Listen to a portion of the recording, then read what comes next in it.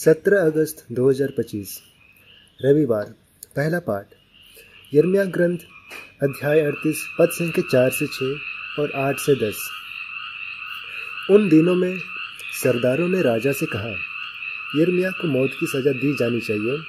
वह इस शहर में बचे हुए सिपाहियों और सभी लोगों को ऐसी बातें कहकर हतोत्साहित कर रहा है।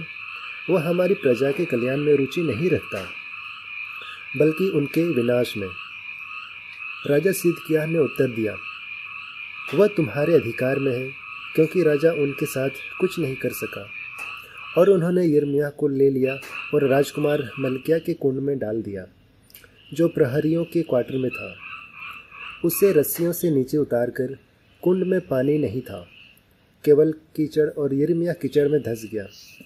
एबेद-मेलेक, एक दरबारी अधिकारी, महल से वहां गया और राजा से कहा, मेरे प्रभु राजा, ये लोग नबी यिर्मयाह के साथ जो किया उसमें गलती पर है। उसे कुंड में डालकर वो वहाँ भूख से मर जाएगा, क्योंकि शहर में और भोजन नहीं है। तब राजा ने एबेद-मेलेक कुशी को आदेश दिया कि 3 आदमियों को साथ ले जाए और नबी यिर्मयाह को कुंड से निकाले, इससे पहले कि वह मर जाए।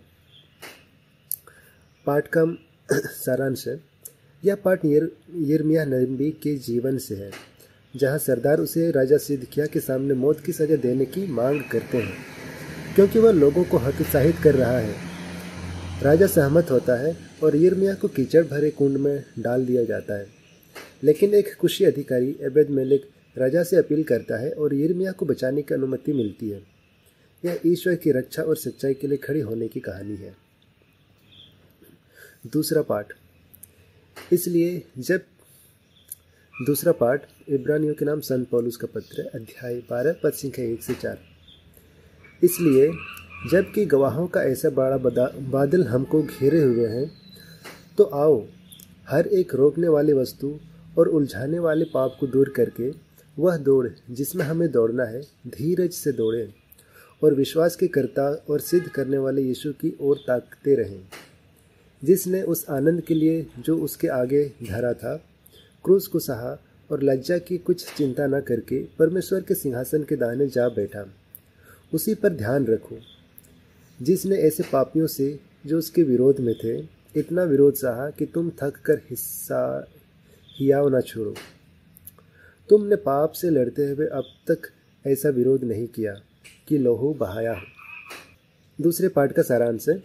यह पाठ हमें गवाहों के बादल यानी कि पुरानी नबियों और संतों से प्रेरित होकर पापों को त्यागने और विश्वास की दौड़ में धीरज से दौड़ने की शिक्षा देता है। यीशु पर नज़र रखें, जो क्रूस सहकर हमारा उद्धारण बने। हमने अभी तक पाप से लड़ते हुए खून नहीं बहाया, इसलिए हार न माने। संत लूकास के अनुसार आज का पवित्र सुसमाचार, अध्याय 12 पद संख्या 49 से 53। मैं पृथ्वी पर आग लगाने आया हूँ, और क्या चाहता हूँ केवल यह कि अभी सुलग जाती। मुझे तो एक बपतिस्मा लेना है, और जब तक वह ना हो ले तब तक मैं कैसी संकेति में रहूँगा। क्या तुम समझते हो कि मैं पृथ्वी पर मिलाप कराने आया हूँ? मैं तुमसे कहता हूँ, नहीं, वरन अलग कराने आया हूँ। क्योंकि अब से एक घर में 5 जन आपस में विरोध करेंगे, 3 2 के विरोध में, और 2 3 के विरोध में, पिता पुत्र के और पुत्र पिता के विरोध में, माता पुत्री के और पुत्री माता के, सास बहू के और बहू सास के विरोध में। सुसमाचार का सारांश है। यीशु कहते हैं कि वह पृथ्वी पर आग यानी कि उत्साह और निर्णय की आग लगाने आए हैं, और अपनी मौत यानी कि बपतिस्मा की पीड़ा की प्रतीक्षा कर रहे हैं। वे शांति नहीं बल्कि विभाजन लाने आए हैं, क्योंकि उनके अनुसरण से परिवार में भी विरोध होगा, पिता पुत्र, माता पुत्री आदि। तो आइए आज के इन पाठों पर हम मनन चिंतन करते हैं, और इसे हम पॉइंट बाय पॉइंट समझेंगे, और इसे हम अपने लाइफ में कैसे इम्प्लीमेंट करेंगे, इससे हम समझने का कोशिश करेंगे। तो आप सभी लोग ध्यान से सुनिएगा। इस दिन की पाठों का मनन हमें विश्वास की दौड़, कठिनाइयों में ईश्वर की रक्षा और यीशु के अनुसरण से आने वाले विभाजन पर केंद्रित करता है। सरल भाषा में समझते हैं, ठीक है। ईश्वर की रक्षा और सच्चाई के लिए खड़े होना, जिसे हमने पहला पाठ में सुना। यिर्मयाह नबी सच्चाई बोलते हैं, लेकिन सरदार उन्हें मारना चाहते हैं। वे कुंड में डाल दिए जाते हैं, लेकिन एबेद-मेलेक जैसे व्यक्ति की मदद से बच जाते हैं। यह हमें सिखाता है कि सच्चाई बोलना कठिन हो सकता है, लेकिन ईश्वर हमारी रक्षा करता है। यिर्मयाह की तरह हम डर कर चुप ना रहें। एबेद-मेलेक की तरह हमें अन्याय के खिलाफ बोलना चाहिए। क्या हम अपने जीवन में सच्चाई के लिए खड़े होते हैं, भले ही लोग विरोध करें? ईश्वर हमारी कमजोरी में शक्ति देता है, जिसे कुंड से निकालना। यह हमें याद दिलाता है कि ईश्वर के सेवक कभी अकेले नहीं होते। दूसरा पॉइंट, और इसे हम सुनेंगे दूसरे पाठ से, हमसे सीखेंगे विश्वास की दौड़ में धीरज रखना। बादलों का गवाहों का बादल यानी कि पुराने संत हमें घेरे हैं, इसलिए पाप त्याग कर यीशु पर नज़र रखें। यीशु ने क्रूस सहा, हमने अभी तक इतना नहीं सहा। जीवन एक दौड़ है जहाँ पाप बोझ हैं। हाँ, हमें उन्हें उतारना चाहिए और यीशु के उदाहरण पर चलना चाहिए। क्या हम थक कर हार मानते हैं? यीशु की तरह आनंद की आशा में धीरज रखें। यह हमें प्रेरित करता है कि संघर्ष में ईश्वर की शक्ति मिलती है और हम विजयी होंगे। तीसरा पॉइंट, सुसमाचार से यीशु का अनुसरण और विभाजन। यीशु आग लगाने और विभाजन लाने आए हैं। परिवार में भी विरोध होगा। यीशु का अनुसरण शांति नहीं बल्कि सच्चाई की परीक्षा लाता है। आग उत्साह की है, लेकिन यह लोगों को अलग करती है। कौन यीशु को चुनता है? क्या हम परिवार के दबाव में विश्वास छोड़ देते हैं? यह हमें सिखाता है कि सच्चा शिष्य बनना कठिन है, लेकिन ईश्वर की इच्छा पहले है। यीशु की पीड़ा हमें याद दिलाती है कि उनका बलिदान हमारे लिए है, इसलिए हम विभाजन सही। चौथा पॉइंट है, कुल मिलाकर ये पाठ हमें सिखाते हैं कि विश्वास में कठिनाइयाँ आती हैं, लेकिन ईश्वर बचाता है, धीरज देता है और सच्चाई सुनने की हिम्मत देता है। यिर्मयाह की रक्षा, यीशु की दौड़ और विभाजन हमें जीवन की वास्तविकता दिखाते हैं। हम ईश्वर पर भरोसा रखें, पाप त्यागें और परिवार में भी सच्चाई चुनें।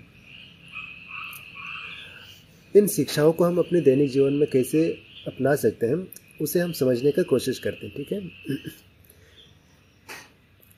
इन शिक्षाओं को अपने जीवन में लागू करने के लिए हम निम्नलिखित कदम उठा सकते हैं। पहला, सच्चाई के लिए खड़े हों। क्या करें? अगर कार्यस्थल या परिवार में अन्याय होता है तो बोलें, जिसे एबेद-मेलेक ने राजा से अपील की, वैसे शांतिपूर्वक अपनी बात रखें। अगर कोई दोस्त गलत काम करता है तो सलाह दें, भले ही वह नाराज हो। रोज प्रार्थना करें कि ईश्वर आपको हिम्मत दे। इससे आपका विवेक शुद्ध होगा और ईश्वर की रक्षा मिलेगी। दूसरा पॉइंट, पाप त्याग कर धीरज रखें। हम क्या कर सकते हैं? दैनिक पापों जैसे क्रोध, जलन को सूचीबद्ध करें और त्यागने का संकल्प लें।